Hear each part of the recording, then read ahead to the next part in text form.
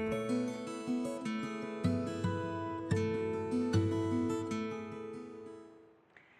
all about the economy. A recent Associated Press-GfK poll shows the economy is by far the most important issue for U.S. voters as they get ready to cast their ballots in the midterm elections. 9 out of 10 Americans polled say they are deeply concerned about the direction of the economy. More than 60% say it's in poor shape. Less than 40% say the economy is doing well. Meanwhile, the U.S. government has released its third quarter GDP report, and the latest snapshot shows that the U.S. economy grew 3.5% between July and September. That growth was fueled by stronger business investment, increased exports, and the biggest jump in military spending in 5 years.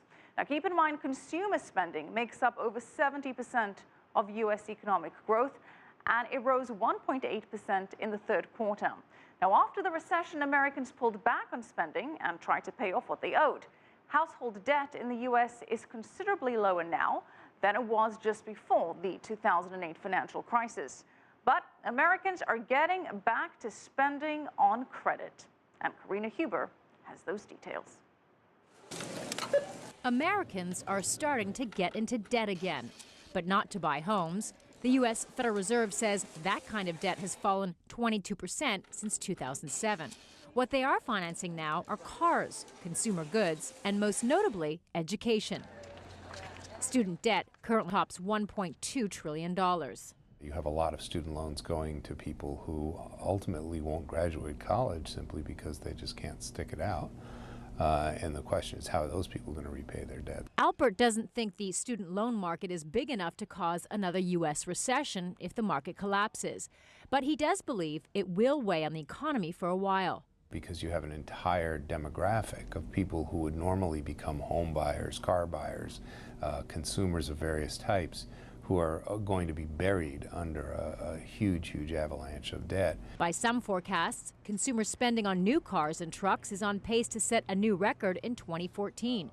Much of it is fueled by debt. Experts say pent-up demand is causing the boom. Average car age is about 11 years, so it's a record.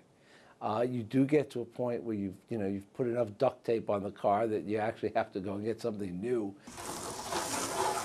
Blitz says auto debt is not a problem so long as people don't buy more car than they can afford. For Alpert, the most worrying sign about the rising U.S. household debt is a rise in credit card debt. Very recently, we've seen this trend of people incurring more and more revolving credit card debt as a way of making ends meet as wages continue to decline on an inflation-adjusted basis. That's troublesome. An increase in credit card use was once seen as an indication of consumer confidence. But after more than a decade of wage stagnation, some Americans are relying on credit just to cover their basic needs. Karina, CCTV, New York. And housing is another indicator of the overall health of the economy. And economists say the market has been on the upswing over the past several months. A government report released earlier this month shows contractors are getting more building permits. New home construction is also on the rise.